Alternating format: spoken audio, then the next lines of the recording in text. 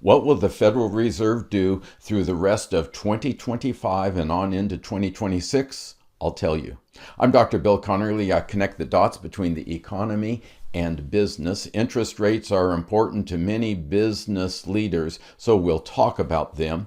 Let me emphasize first something that Jerome Powell emphasized, which is that the Fed is not on a fixed course. They have some thoughts about what the future will hold, but they're going to wait and look at the data. As the months go by, and I am recording this in late September 2025, as we go into October, November, and December, the Fed will be looking at two issues and probably a third. And that will continue even into 2026. The issues are employment, inflation, and maybe politics, unfortunately. Let's roll through each of those in turn. Employment is part of the Fed's dual mandate. They're supposed to keep maximum employment and stable prices.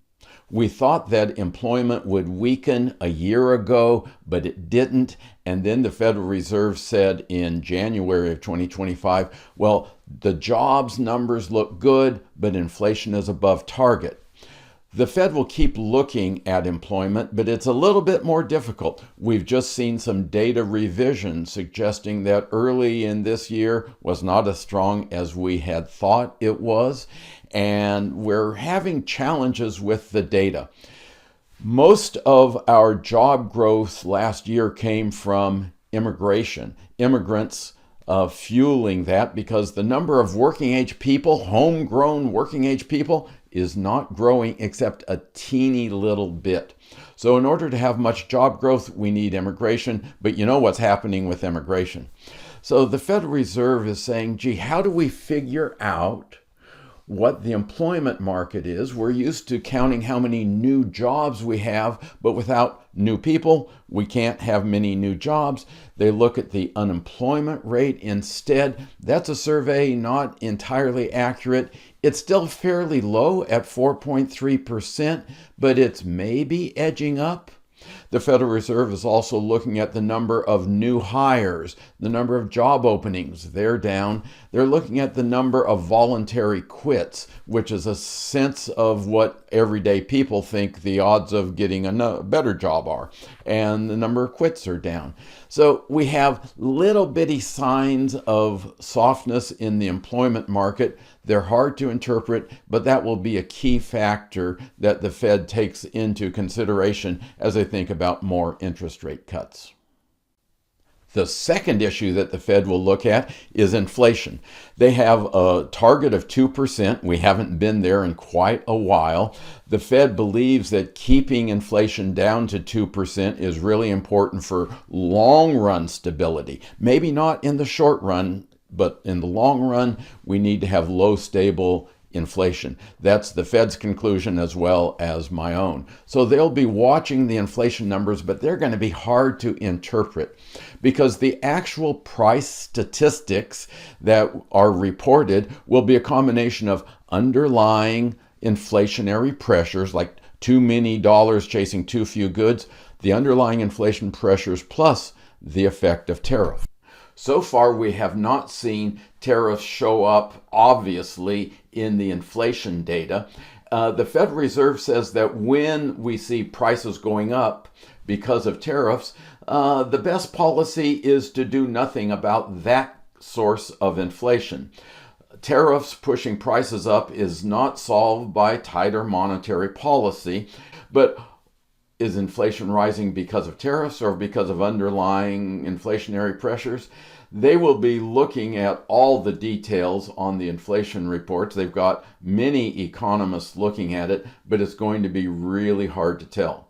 Right now, it is clear to me, at least, and I think to most other economists, that inflation is above target and inflation is not showing any signs of dropping.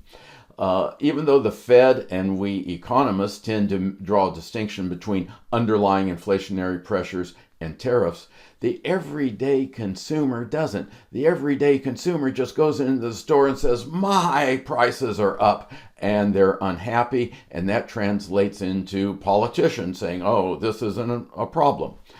And that is going to lead us to the third issue that the Federal Reserve, I think, has to consider, which is the politics of interest rate changes. President Trump has made it clear that he wants interest rates to go down, but the president does not directly control interest rates. That is done by a committee of the Federal Reserve called the FOMC, Federal Open Market Committee. And it consists of 7 governors. I'm going to have to get a little bit into the weeds, but that will get us to the potential political control of the president over interest rates. So bear with me a moment.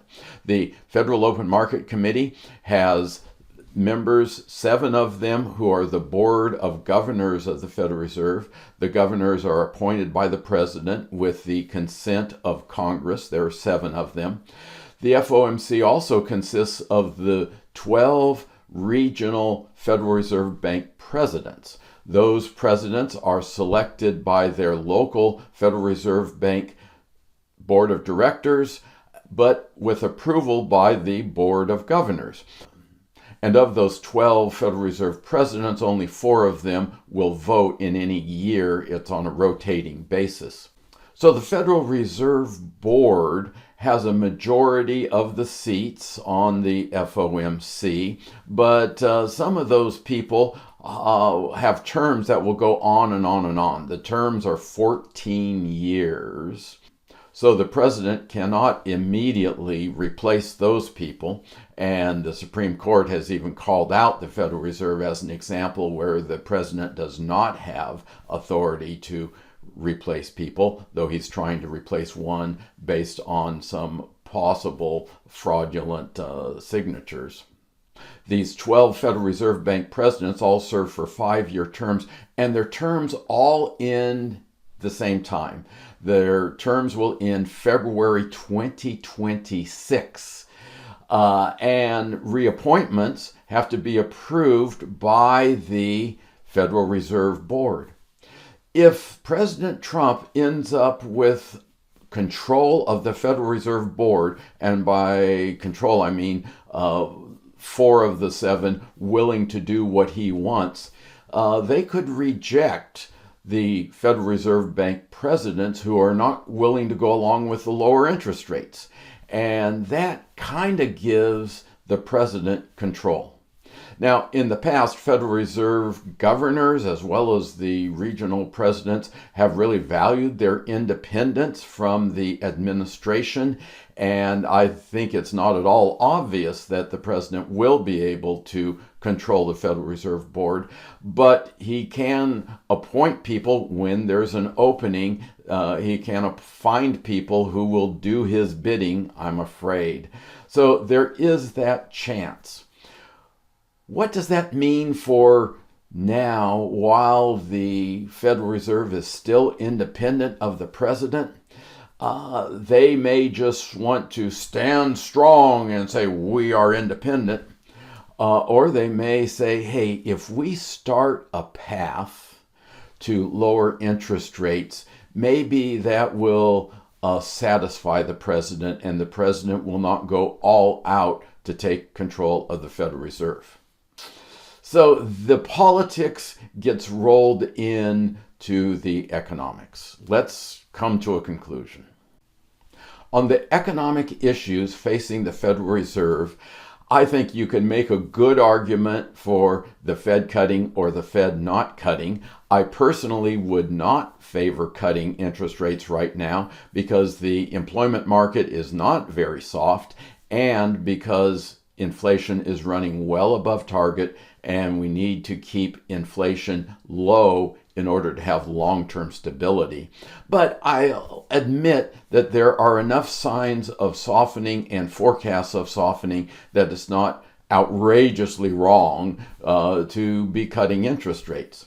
And in this environment, I think the Federal Reserve will be thinking among themselves, not saying it in public, but thinking among themselves, if we concede a little bit and start cutting interest rates, maybe we can keep our independence. So they're going to give up a little bit of independence in the short run in order to have long run more independence. Is that going to work? I don't know, but I think that's the course. So I am forecasting small incremental declines in interest rates over the course of 2025, the remaining months, maybe 2 more quarter point cuts, and then a couple more in 2026. But keep your fingers crossed because this is not at all certain. I'm Dr. Bill Connerly, connecting the dots between the economy and business. If you'd like to see more of my work, I put out a monthly newsletter that you can subscribe to. It's a 60-second update on what's happening in the economy. Use this QR code in order to get there. Thanks for watching.